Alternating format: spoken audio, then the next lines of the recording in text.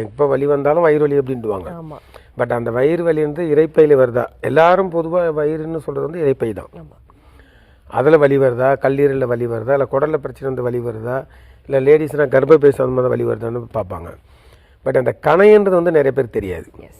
இந்த கணைன்றது வந்து ரொம்ப சின்ன ஆர்கன். ஆக்சுவலாக பார்த்தீங்கன்னா ஒரு 100 கிராம்ஸ்லேருந்து 150 to 200 கிராம்ஸ் வரைக்கும் ரேஞ்சில் இருக்கும். இது வந்து இறைப்பைக்கு பின்னால் இருக்குது.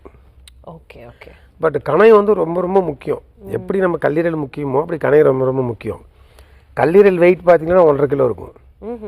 கணை வெயிட் பார்த்தீங்கன்னா 100 கிராம்ஸ் தான் இருக்குது. 100 கிராம்? ஆமாம், 100 கிராம் தான் அது. அது லென்த்து பார்த்தீங்கன்னா அப்படியே ஒரு 8 சென்டிமீட்டர் 20 சென்டிமீட்டர் வரைக்கும் லென்த் இருக்கும். டிபெண்ட்ஸ். இப்போ ஒபீஸாக இருக்காங்கன்னா இப்போ லென்த் அதிகமாக இருக்கும்.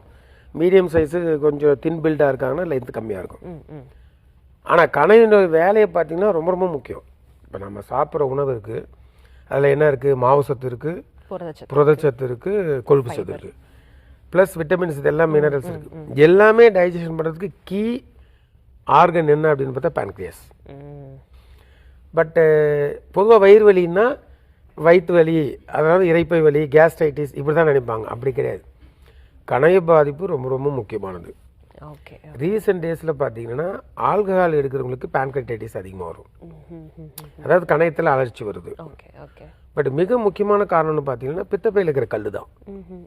இந்த பித்தப்பை பற்றி நிறைய பேருக்கு ஆல்ரெடி தெரியும். கல்லீரல் பக்கத்தில் இருக்க ஒரு சிறிய உறுப்பு, அது பலூன் மாதிரி இருக்கும். அதை பித்த நீரை கரெக்டாக சேமித்து வச்சு நாம் சாப்பிடும்போது ரிலீஸ் பண்ண வேலையை ஒழுங்காக செஞ்சால் பிரச்சனை கிடையாது.